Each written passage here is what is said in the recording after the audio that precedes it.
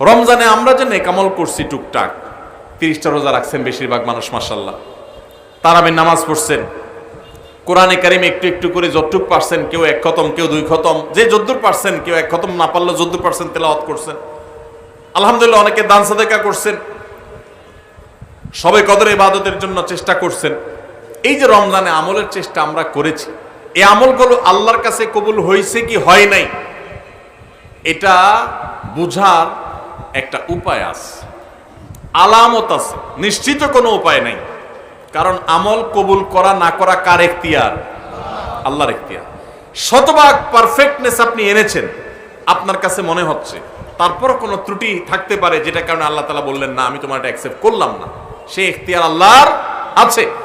কিন্তু আমরা যে নেক আমলগুলো করি, এগুলো সম্পর্কে ওলামায়ে কেরাম অনেক সালাফ, ইসলামের ইতিহাসের সোনালী যুগের স্বর্ণ মানবগণ, পূর্বসূরীগণ আমাদের, তাদের উক্তি আছে যে কোন কোন আমলের কবুল হওয়ার ব্যাপারে পূর্বাভাস, আলামত, এটা জানা যায়। আলামত দেখে সুধারণা করা যায়, নিশ্চিত কোনো গ্যারান্টি নেই কবুল হয়েছে কিনা বলার সুযোগ নেই, তবে অনুমান করা যায়, ধারণা করা যায় যে হয়তো আল্লাহ কবুল করেছেন।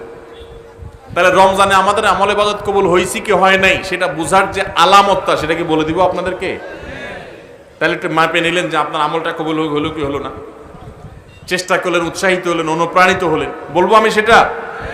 ভাইরা আমার, সেটা হলো, সে আলামতটা হলো রমজানে যে আমলগুলো করেছেন, শুধু রমজানের জন্য এটা কথা না, সারা বছরের জন্যই প্রযোজ্য। কোনো আমল করার পর সে আমলটা যদি আপনি ধারাবাহিকভাবে করতে পারেন, কন্টিনিউয়াসলি করতে পারেন, বারবার করতে পারেন, একাধিকবার করতে পারেন, ওইটার ধারা যদি ধরে রাখতে পারেন, তাহলে আপনি আল্লাহর ব্যাপারে সুধারণা করতে পারেন, আল্লাহ আপনার আগেরটা কবুল করেছেন, এই জন্য পরে আবার করার তৌফিক দিয়েছেন।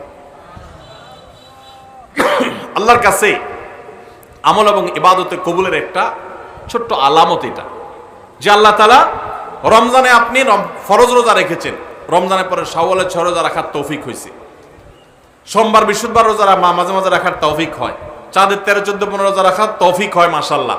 তাহলে আপনি সুধারণা করতে পারেন, আমার রমজান রোজা আল্লাহ কবুল করেছেন, সম্ভবত, নিশ্চিত না, হয়তো আল্লাহ কবুল করেছেন, সেজন্য আমাকে ওইটা আবার নতুন করে করার তৌফিক দিয়েছেন। রমজানে আপনি তারাবির নামাজ পড়েছেন, রমজানের বাইরে 5 ওয়াক্ত নামাজ ধরে রাখছেন, তাহাজ্জুদ মাঝে মধ্যে পড়ার চেষ্টা করেন, হিম্মত করেন, নিয়ত করেন, সুধারণা করতে পারেন, আল্লাহ হয়তো আমার রমজানেরটা কবুল করেছেন। কারণ আল্লাহর পদ্ধতি হলো, কোন আমল করার পর বান্দা সে আমলটা যদি আল্লাহ অ্যাকসেপ্ট করেন, ওই আমলটা বান্দাকে নিয়মিত করার সুযোগ দেন, তৌফিক দেন। এটা দেখে আন্দাজ করা যায় যে হয়তো আল্লাহ তাআলা আমল কবুল করেছেন। আর রমজানের আমল রমজানেই শেষ, একেবারে প্যাক করে ফেলছেন, আর আমলের ধারে কাছে যান নেই, তাহলে লক্ষণ খারাপ। আপনার আমল কবুল হয়েছে কিনা গ্যারান্টি কেউ দিতে পারবে না, হয়তো কবুল হয়ে গেছে, কিন্তু এখানে লক্ষণ খারাপ। আপনার টেনশনের কারণ আছে যে আমি কেন আর আমলগুলো করতে পারছি না, তাহলে কি আমার আমলগুলো আল্লাহ কবুল করেন নাই? ভাইরা আমার, এটাকে আমি একটা উপমার সাথে দিয়ে একটু বোঝানোর চেষ্টা করি। উপমাটা হলো হালখাতা। আপনাদের এলাকায় হালখাতা আসেনি? এখন আগের মতো এত ব্যাপক হালখাতা সিস্টেম নাই। আমরা আমাদের শৈশবে দেখছি প্রত্যেক দোকানে দোকানে হালখাতা আছিল। তো হালখাতার সিস্টেম হলো যে বছরে একদিন হালখাতা হয়, সাধারণত